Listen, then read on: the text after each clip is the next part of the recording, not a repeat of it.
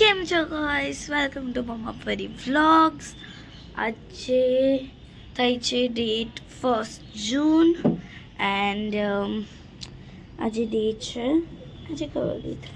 એક second guys, આપણે જોઈ લઈએ. આજે ડેટ થઈ છે મંડે. સો યા ગાઈસ, અમને અમદાવાદ આવતા 2 દિવસ થઈ ગયા હતા, પણ અમે વિડીયો શૂટ નહોતો કર્યો હતો બિકોઝ મને બહુ તાવ ચડી ગયો હતો અને મારા ઊભું નહોતું થવાતું, એવી કન્ડિશન હતી. એટલે પણ હવે મારાથી ઊભું થવું છે.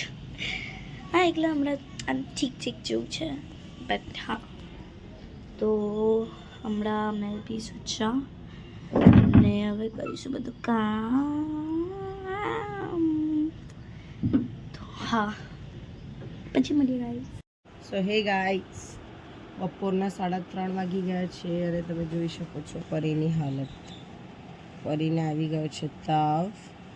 હું એ મૂકી છે માથા પર પટ્ટી, બે ઓઢવાનું ઓઢીને સૂઈ ગઈ છે, પણ તાવ બહુ જ ચડી રહ્યો છે. સાંજે હું એને હોસ્પિટલ લઈ જઈશ, જો એ ડૉક્ટર શું કહી રહે છે. ઇન્જેક્શન જ મારી દઈશ બે.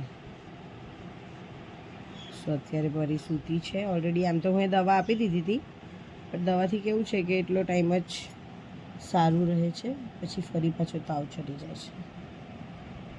તો બસ હું હવે ફ્રેશ થઈશ, જમવાનું બનાવીશ અને પછી સાંજે એને ડૉક્ટર પાસે લઈ જઈશ.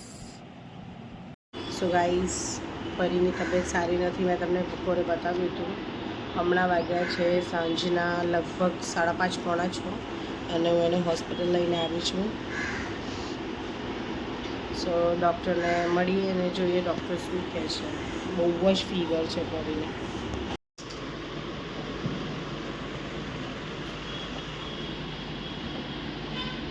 ગાઈસ, દવા લઈ લીધી, હવે અમે જઈએ છીએ ઘરે.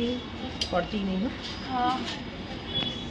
ગાઈસ, અમે દાદીના ઘરે આવી ગયા હતા અને પરીની નજર વાળી રહ્યા છે એના દાદી.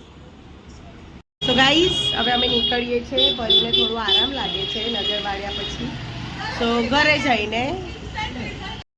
સો હે ગાઈસ, પરીને હોસ્પિટલથી આવ્યા પછી તમે જોયું હતું કે હું મારી સાસરીમાં લઈ ગઈ હતી. એના દાદી એની નજર ઉતારી અને હમણાં એને દવા આપી દીધા પછી આરામ તો પડ્યો છે. હાલ એ સૂઈ ગઈ છે જમીને.